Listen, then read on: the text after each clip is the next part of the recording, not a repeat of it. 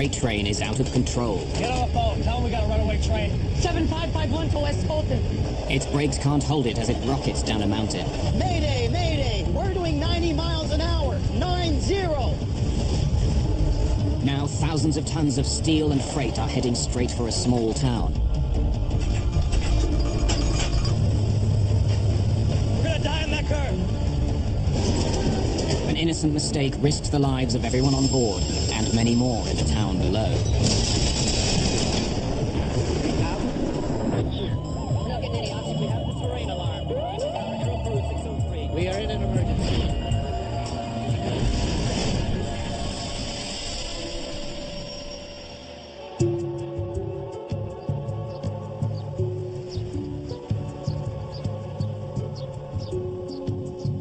San Bernardino, California, a quiet suburban town at the foot of the San Gabriel Mountains. It's a great place to raise a family, in between the emptiness of the Mojave Desert and the bustle of Los Angeles.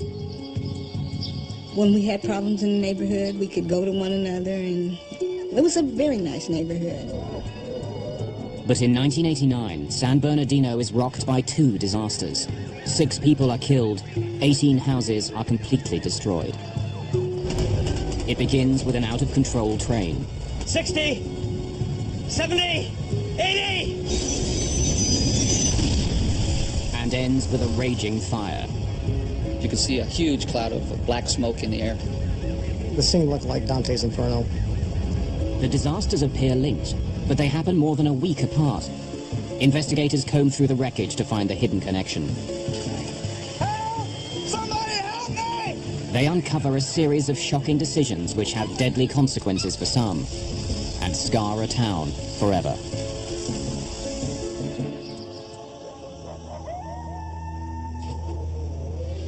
Early morning, May the 12th, 1989. On a railroad siding in the desert, a freight train waits to head up over California's San Gabriel Mountains. Frank Holland is the chief engineer for Southern Pacific Freight Train number 7551 East. Well, my job as an engineer is to get on the train, operate the locomotives, obey the rules, speeds, slow down at restrictions, and get the train from point A to point B. His work on this trip actually began the night before at the Mojave Rail Yard. Some of Southern Pacific's freight trains are put together here, picking up crews and engines to take them across the country. Holland is here to collect the paperwork he'll need for the journey. Hey, Frank. Holland was promoted to chief engineer 3 years before. Okay, clearance form, train orders, train list, and tonnage profile. His paperwork tells him he's hauling 69 freight cars, each one weighing 54,431 kilos. Holland also learns that the cars are all filled with the same thing, trona. It's a non-toxic chemical used in fertilizer.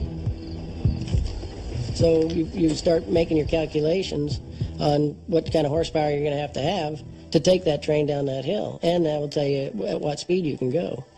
Thanks. Have a good one. Altogether, Holland's paperwork tells him he's hauling more than 3.5 million kilos of cargo, more than 10 jumbo jets. The cargo's final destination is South America. Today, Holland's only taking it as far as the West Colton terminal near Los Angeles. To do that, he'll have to haul the cargo up the San Gabriel Mountains and through the Cajon Pass. Then he'll carefully slow his huge train as it winds down the mountain.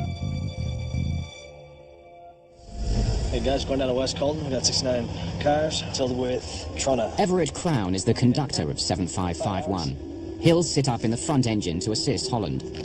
Alan Reese is the brakeman this morning. He'll ride 2 engines back. Between them, the 3 men have almost 50 years of experience working the trains with Southern Pacific.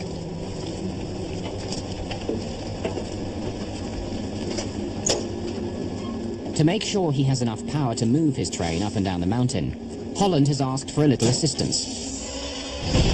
Southern Pacific dispatchers sent him 2 helper engines. Lawrence Hill is the engineer at the back. Robert Waterbury is his brakeman. While they've run this route before, it's not where they normally work. They don't know the weight of the cargo they're helping to haul, and they don't ask. 7551 East now has 4 engines up front and 2 behind. With the last 2 in place, the train is all set to go. Helper calling head end. Head end. Coupled and ready to go. Roger that.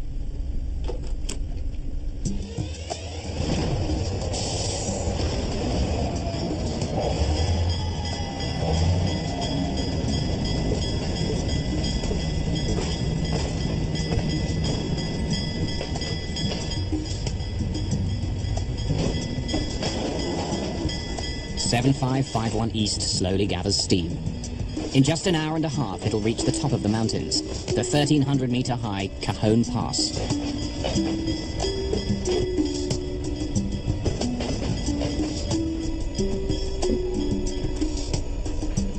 Helper to head end. Head end. We've cleared the siding. Thank you.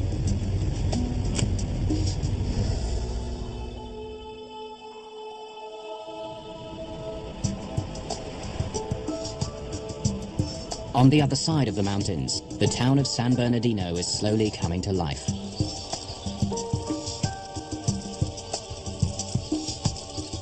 The Muscoy section is a fairly new development on the northwestern edge of the town. It's filled with single-story homes and growing families.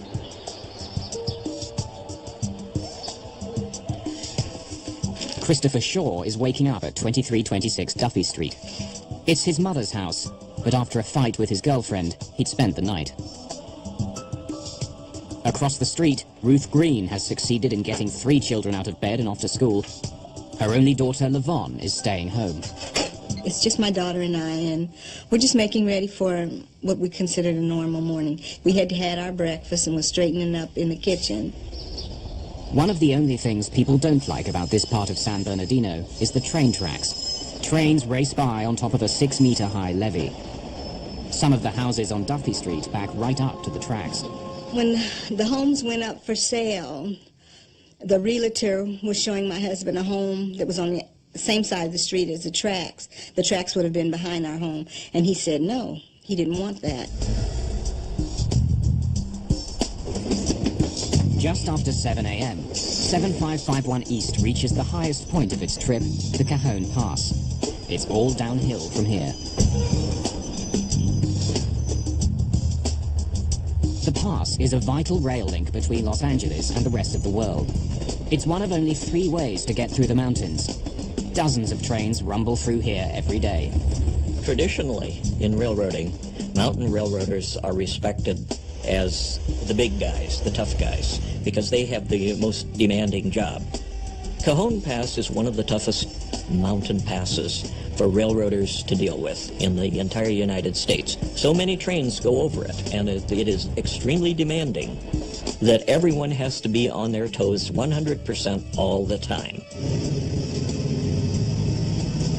No chance. No? No. Engineer Frank Holland and conductor Everett Crown have the train right on time. There hasn't been any communication between the men at the front and the 2 men at the back of the train since the trip began. There's been no need. Everything's running smoothly. Now comes the most critical part of the journey, slowing the massive train as it starts down the mountain. What we do when we run a train from the Mojave area to Colton is basically we drive it off a cliff. At that point, the track tips over and goes downhill at a very steep grade, 2.2%. And for trains, 2.2 feet down in every 100 feet is like falling off a cliff. As 7551 East begins heading downhill, the crews still believe it's a normal run. What they don't know is that their train is already out of control, and they have no way to slow it down.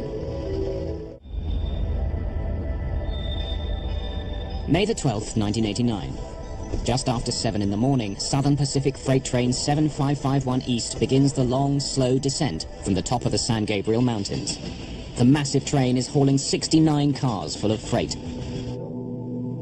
At the bottom of the hill, the sleepy town of San Bernardino, California. As the tracks start dipping downhill, engineer Frank Holland first applies his dynamic brakes. They slow each of the 6 engines, reducing the speed of the entire train. He's only allowed to go 48 kilometers an hour through the pass. He checks in with Lawrence Hill, the engineer in the helper engine at the back of the train, to make sure he can maintain his speed. Calling the helper. This is the helper. You got all your dynamics? Yeah, I'm in full. Roger that.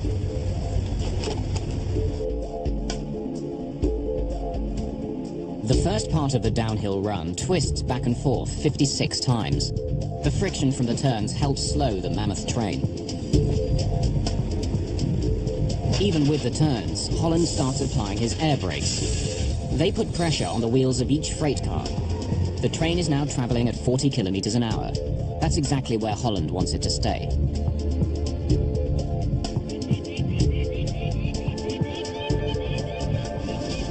Once through the curves, though, Holland's brakeman Everett Crown notices that the train is picking up speed. Frank, we're at 30. Should be at 25.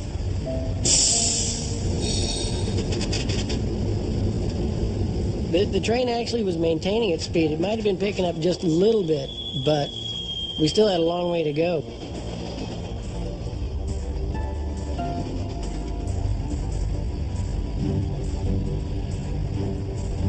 It's creeping. Confused, Holland continues to increase the pressure on the air brakes. But the train just keeps going faster. By the time it reached 40 miles an hour, I was very concerned. The train was speeding.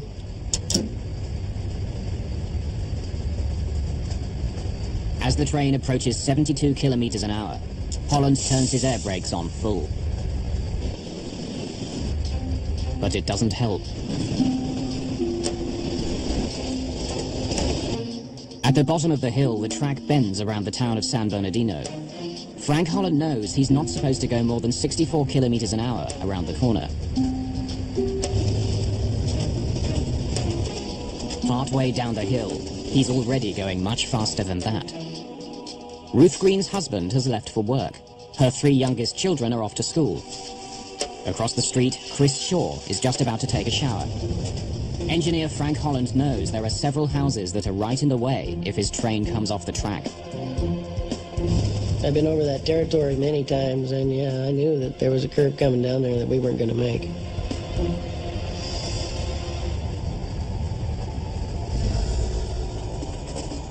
At the back of the train, engineer Lawrence Hill also knows they're in trouble. The air brakes are turned on full, but the train isn't slowing down at all. Something must be wrong up there. Without talking to the front of the train, Hill slams on the train's emergency brakes. It's their last chance. The train at that point tried to slow down a little bit. A couple seconds later, it was off to the races. It just took off like a rocket. The speed was going up so fast, I couldn't even believe it. The emergency brakes haven't worked. Smoke begins pouring out from underneath the train, and it just keeps going faster. 60. 70. 80. It stopped at 90 because that's as far as the speedometer would go. But Holland knows 7551 East is still picking up speed. I'm thinking, my God, I'm fired. Actually, that's what I thought. I'm just looking at everything that I've done. I'm trying to go back and see where I had made a mistake, what had happened. 7551 to West Colton. 7551 to West Colton. We're trying to get a hold of the train dispatcher, and he won't answer. The train is out of control, and they can't tell anyone about it. At that point, we're just kind of out there by ourselves. Try that phone again. 7551 to West Colton. West Colton, go ahead. We have a slight problem. At the back of the train, engineer Lawrence Hill listens to the radio call. I don't know if we can get this train stopped. He breaks in, desperate to tell the dispatcher how dangerous the situation is. Mayday, mayday! We're doing 90 miles an hour. 90! Out of control. Won't be able to stop till we hit Colton. But there's nothing the dispatcher can do. The train is traveling at more than 160 kilometers an hour. The houses of San Bernardino are just seconds away.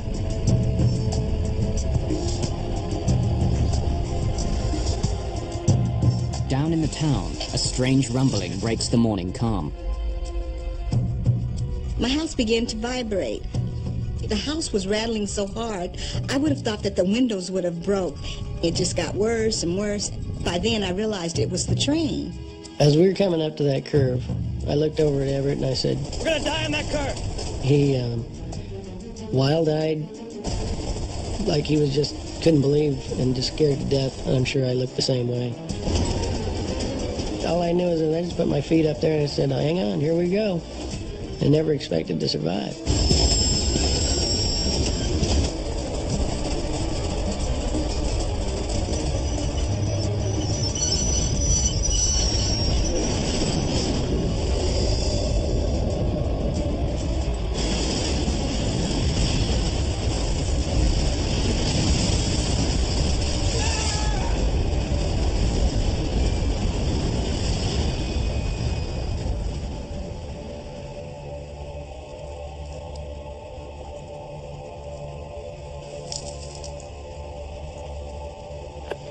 West Colton. AGYM Saugus dispatcher, please come in. We're on the ground here between Dyke and Stover. Mayday! Mayday! In the helper engine at the back of the train, engineer Lawrence Hill desperately calls the Southern Pacific dispatcher. Being at the end of the train has saved him from injury, but he's not sure everyone else has been so lucky. SP7551, anybody please come in. It takes more than a minute for Hill to get a response to his frantic call. Saugus dispatcher, 7551 East, over. Saugus dispatcher, we are all over the ground here. I haven't heard anything from the head end. They may need some assistance. We went on the ground.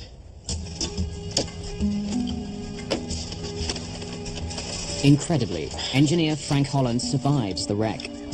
The man in charge of the train crawls away from his ruined engine, the first of the cars to derail. Everett, where's Everett? We gotta get him. He's still inside. Get you down first. He's helped out of the train by eyewitnesses to the disaster. And they pulled me off of the locomotive and set me down. It was just, I just couldn't believe it. The cars were just mangled. The locomotives were destroyed.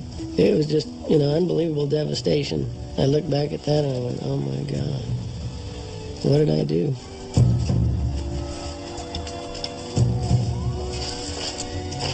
Frank Holland has broken several ribs. One of his lungs is punctured. The man who was riding with him, Everett Crown, is soon found dead. As is Alan Reese, the brakeman who was riding in the third engine. Footage taken shortly after the crash shows the scale of the disaster. 7 houses have been destroyed. The train itself is a write-off. As the dust cleared, then you could see some of the cars had, toppled over. You could see that it looked like, some houses were gone. You could see just a twisted, jumbled mass of metal. These cars are turned over. You're really trying to grapple with, what is this? What's happened?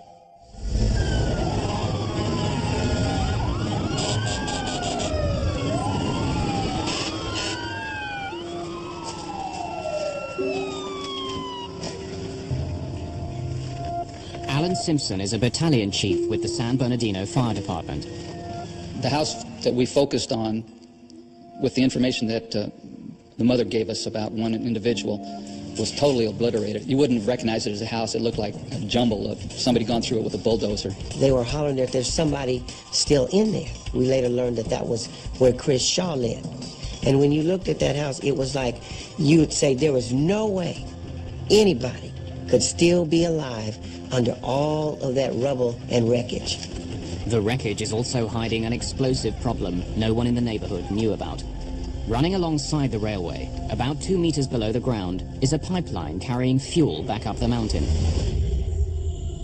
If it's been damaged in the derailment, a single spark could cause a major explosion. Prior to this incident, we were not aware that this pipeline existed and ran directly behind our homes. The thought's always in the back of your mind if you have something like that. This is major, 14-inch pipe full of pressurized fuel. We know what that's going to do if it ruptures. The pipeline is operated by the Kalnev Pipeline Company. It pulls hundreds of barrels of fuel from the pipe, trying to reduce the size of any potential explosion. But much more fuel remains behind. Automatic safety valves in the pipeline that are supposed to shut off individual sections aren't working. The company can't completely drain the area under the derailment. Almost 3 hours after the crash, rescue workers find the body of a small child. He's the second young boy killed in the disaster. Well, after we recovered the 2 children from the one house, there wasn't a lot of hope for finding anybody else at that point. But you never give up hope. You always keep trying. But there's pressure to wind the search down. Every moment spent looking for Chris Shaw further delays the cleanup. And Kalnev can't check the pipeline properly until the rail cars are gone. An entire neighborhood holds its breath. Is there any chance Shaw could possibly have lived through the disaster? Southern Pacific train 7551 East has crashed into San Bernardino, California. 4 people are dead, and an entire neighborhood has been evacuated. A gas pipeline under the wreck hasn't been checked yet. Chris Shaw was in one of the houses destroyed when the train derailed. 12 hours later, he's still missing. George Avery, a firefighter for less than a year, takes his shift at the crash site. We were ordered to relieve the crews that were trying to search for a body. And at that time, they thought it was a body recovery. Shaw is the last person in the neighborhood still to be accounted for. Workers ask his mother to draw a map of the house. She tells them her son was in the bathroom when the train derailed. Workers concentrate their final search effort there.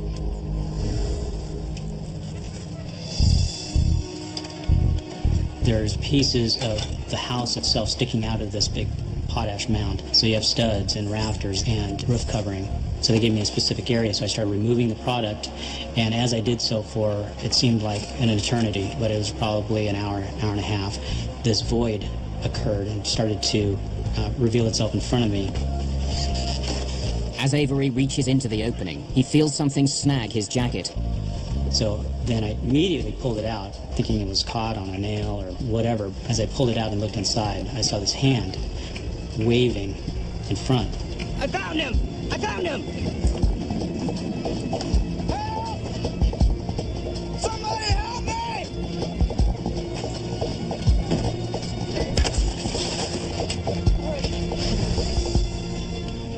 It takes workers nearly an hour and a half to pull Chris from the wreckage.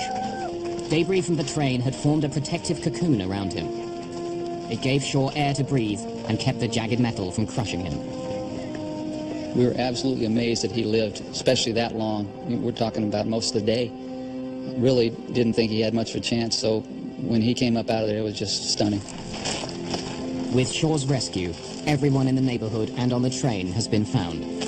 The wreck of 7551 East has killed 4 people, injured 4 more, and totally destroyed 7 houses.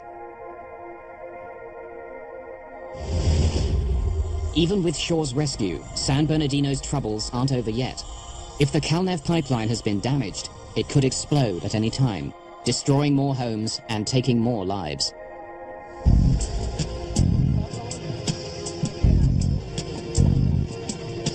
With that threat hanging over the neighborhood, the search for the cause of the derailment begins. William Pugh and Russell Quimby are with the National Transportation Safety Board. By the time the team got there, it was fairly late and it was dark, and the scene looked like Dante's Inferno. A lot of wreckage, a lot of parts still, particularly the brake parts, wheels, red hot, still after 12 hours. Wheels had gotten so hot they literally expanded off the axles. The friction between the wheels, the brakes, and the tracks was so intense that the wheels themselves began to liquefy, turning to molten steel as the train sped down the hill. Investigators know the train's brakes couldn't slow it down, but why?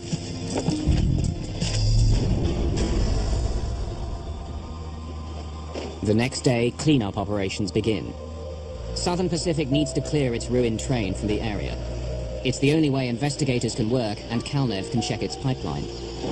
Southern Pacific has all of the cars moved 2 days later, but the ground is still covered with 7551 East's cargo, hundreds of tons of trona.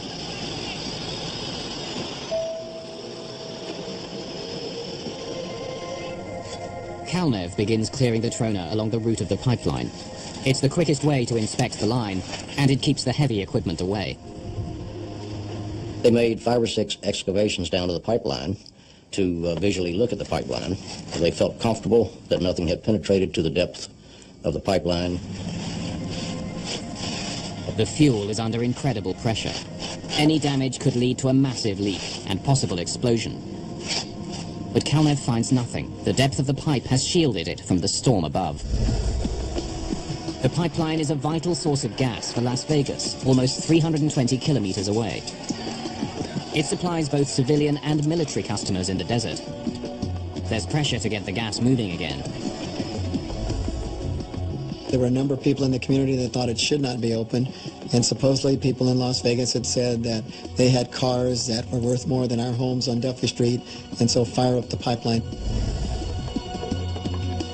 Just 4 days after the derailment, the pipeline is restarted. Kalnev watches for any drop in pressure.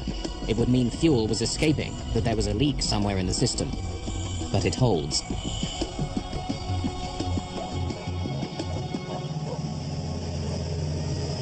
The very same day, Southern Pacific finishes its repairs on the damaged railway. Trains are once again moving past San Bernardino.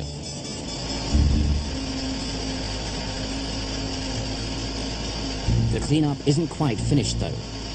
More of the ash-like cargo of train 7551 East is littered across the area. Heavy machinery comes in to dig it up and haul it away. The huge machines could easily damage the pipeline, so it's carefully marked with stakes.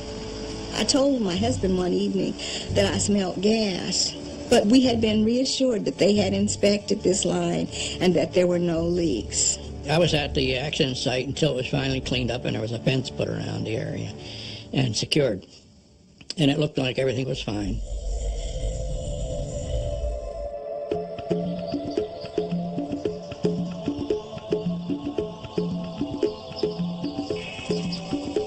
Early morning, May the 25th. It's been almost 2 weeks since 7551 East derailed, slamming into San Bernardino. But the cleanup was fast. For more than a week, the trains and the fuel in a pipeline below have been running smoothly.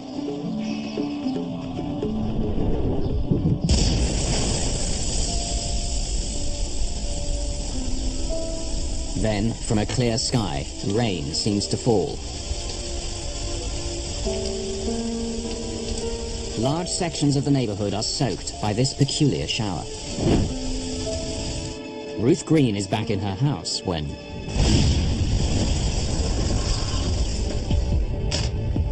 For the second time in a month, she's confronted with a horrifying sight. To the left of me, as far as I could see up, down, or side to side, was nothing but a big wall of fire. I got to the front door, neighbors were screaming, "Get out, get out." I ran for my life.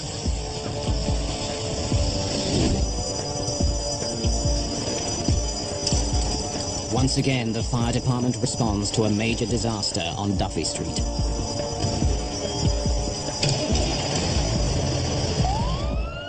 As we're getting the call and getting on the rig and opening the door, there was no doubt in my mind what that was. You could see a huge column of smoke and flame, and I knew immediately it had to be the pipeline.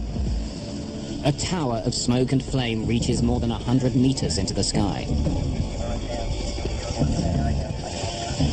Initially, when we got in there, we were so close that the plastic lenses on the front of the engine melted. Several of the turn signals, part of the red lights, melted. There was an intense noise coming from this pipeline where it ruptured. It sounded like a jet engine. Deafening is how I would describe it. And we dealt with that all day long. Local firefighters aren't the only ones called back to the scene. I got a call to report to the chairman's office. I went down to the chairman's office, notified that the pipeline blew up, and that I should get my team together again. The area looked more or less like a war zone, where a lot of damage, a lot of fire damage had been done. Houses in the area were incinerated. Once again, Kalnev, which runs the pipeline, can't shut its emergency valves. Almost 2 million liters of fuel burn for more than 7 hours. By the time the flames are out, 2 people are dead. 3 more are injured. Another 11 houses have been destroyed. The residents of San Bernardino are in shock. They talked about the fact that one of the people that died, that all they really could find was their shoes that were left in one spot. And that, you know, the mental picture of that, it troubles you quite a bit. After the fire, it was over for me. I couldn't see myself living in the house anymore. It really scared me just that bad. What people here will soon learn is that all of the damage, pain, and suffering is the result of a simple, horrifying mistake.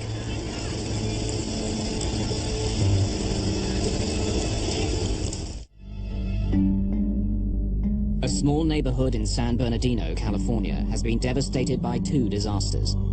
In just 13 days, a train derailment and a gas explosion have ripped through the area, killing 6 people. Investigators with the National Transportation Safety Board study both accidents. With the train crash, they focus on black boxes, which were recovered from 3 of the engines. And that records distance, speed, throttle position, air brake pressures, that we tried to figure out what speed the train eventually got to. It exceeded the graph. The black boxes reveal that 7551 East had probably reached the incredible speed of 177 kilometers per hour before derailing. The speed limit on the curve was just over 60 kilometers an hour. Although the train's brakes had been applied, it continued accelerating.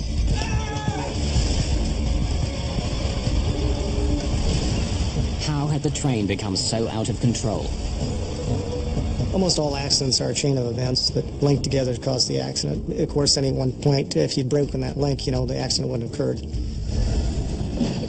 Like other freight trains, 7551 East has 2 different systems to slow it down: dynamic brakes and air brakes. Air brakes push a block against the wheels of each freight car. The greater the pressure applied to the block, the slower the train goes. Investigators learned that the air brakes were working properly as the train started down the hill. As the train sped up, though, engineer Frank Holland maintained pressure on the air brakes. The heat created by the brakes became so intense that they melted. By the time of the crash, they were useless. The team turns its focus to the dynamic brakes. The dynamic brakes harness a magnetic field created by the engine's main generator. They reverse the magnetic field, which slows the axles on the locomotive. There were 4 engines at the front of the train, and 2 at the back. Before beginning his trip, engineer Frank Holland knew that his second engine wasn't working at all, and that the dynamic brakes on his 4th engine were only working sporadically. Still, it was more than enough. And we figured that with the units that we had on the head end and the 2 helpers that they gave us later on, we could do 30 miles an hour down that grade with no problem. When his train starts down the mountain, Holland has it under control. With the brakes he has, he should be able to hold his speed, but he can't. Frank, we're at 30. It should be at 25. It's creeping. What the NTSB investigators discover from the black boxes is stunning. The brakes on the 3rd engine at the front of the train didn't work at all as 7551 East gathered speed. During the trip, Holland had even checked with the brakeman in the 3rd engine. Alan. Yeah? What are your dynamics like? They're revving. But the black boxes show investigators that even though the dynamic brakes were making the noise they usually make, they weren't working. They weren't helping slow the train down at all. But it gets worse. Coupled and ready to go. Roger Of that. the 2 engines added to the back of the train, 1 didn't have any braking power either. Lawrence Hill, the engineer at the back, knew it, but he never told Frank Holland. He didn't communicate to him that he had only 1 locomotive had a dynamic, the other one was out. The helper engineer thought that the dispatcher would notify the lead engineer. Call in the helper. This is the helper. You got all your dynamics? Yeah, I'm in full. So when Holland asks Hill at the back of the train if he has all of his dynamics, Hill says yes. But he only means in the 1 engine. It's a startling discovery. Holland doesn't have anywhere near the braking power he thinks he does. Investigators studying the black boxes uncover one more secret of the train's terrifying ride down the mountain. Something must be wrong up there. When Lawrence Hill pulled the emergency brakes, he actually cancelled out the dynamic brakes. It's a safety feature to keep the wheels from locking and the train from sliding down the tracks. In this case, with the air brakes melting, the dynamic brakes were the only thing holding the train back. Putting the emergency brakes on actually sped the train up. When the emergency brakes are applied, what happens is you lose your dynamic braking and you've got a runaway train now. But Pugh is still puzzled. According to all the paperwork, 7551 East was hauling 3.5 million kilos of cargo.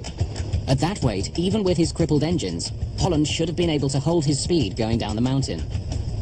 To find out why he couldn't, investigators turned their attention to the days before the accident.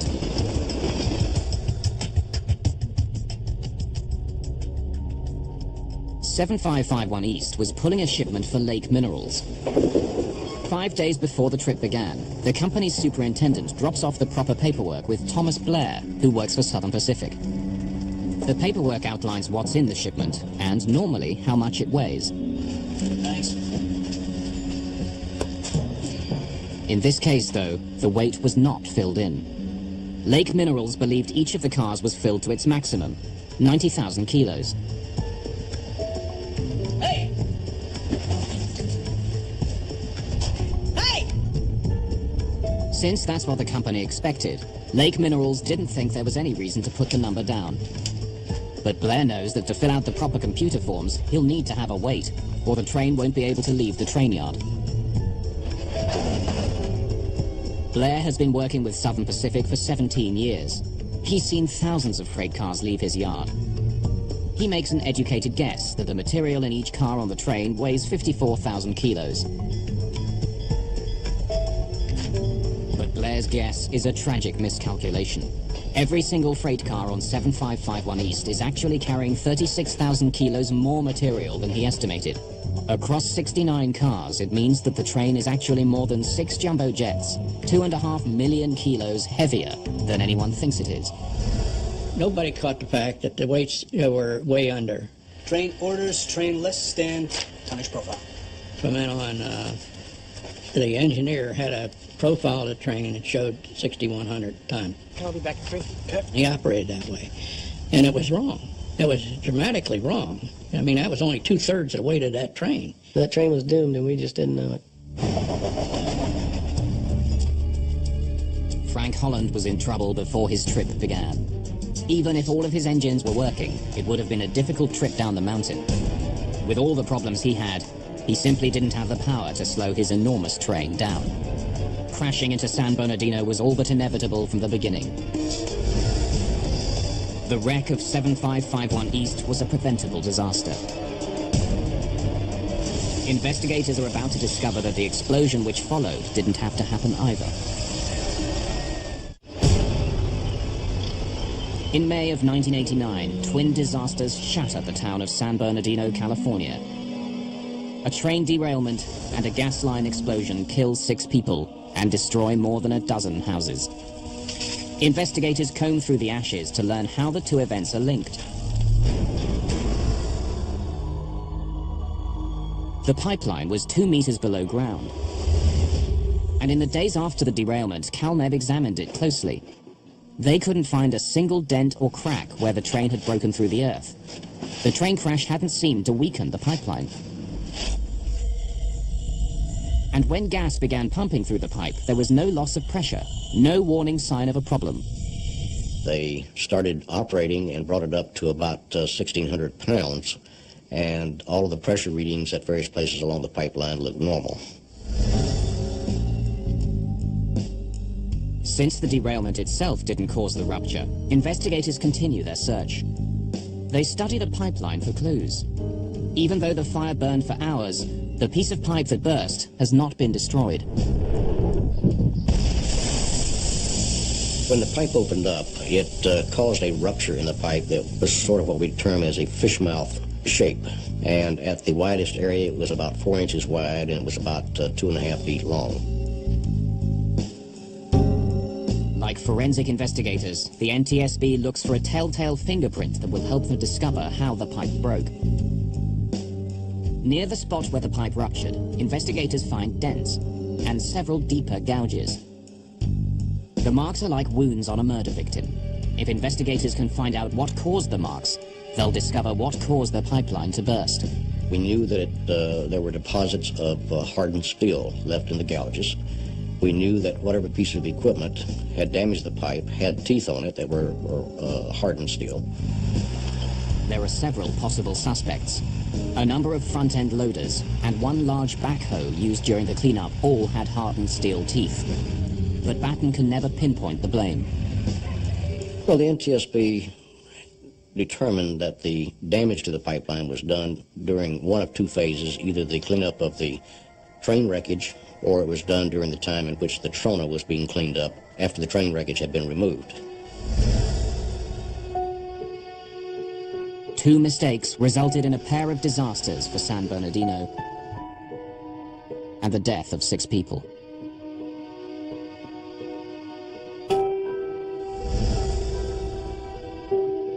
In its final report on the disasters, the NTSB doesn't blame Frank Holland, saying his belief that he had enough braking power to stop the train was perfectly reasonable.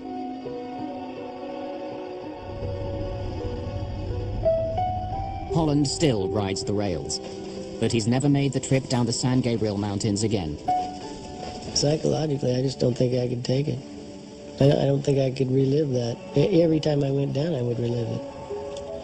And I choose not to do that. It'd just be too painful.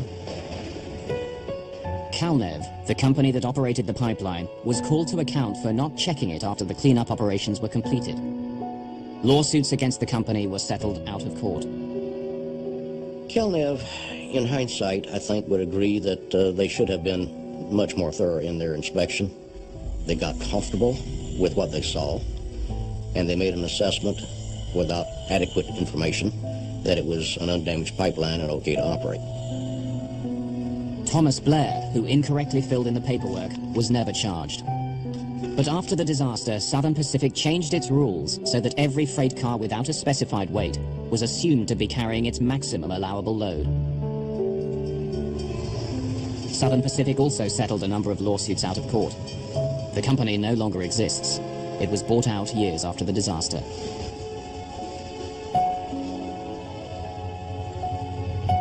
Trains continue to run past San Bernardino, but many of the families involved in the disaster moved away. Trains were still coming down out of Cajon Pass. And so a person couldn't help but go in their mind go to where, what if that this thing could happen again? Houses aren't allowed beside the tracks anymore. All that's left is an ugly scar of land.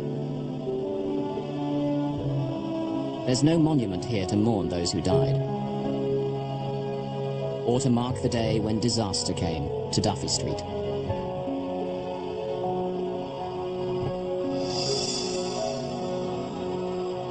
Mm-hmm.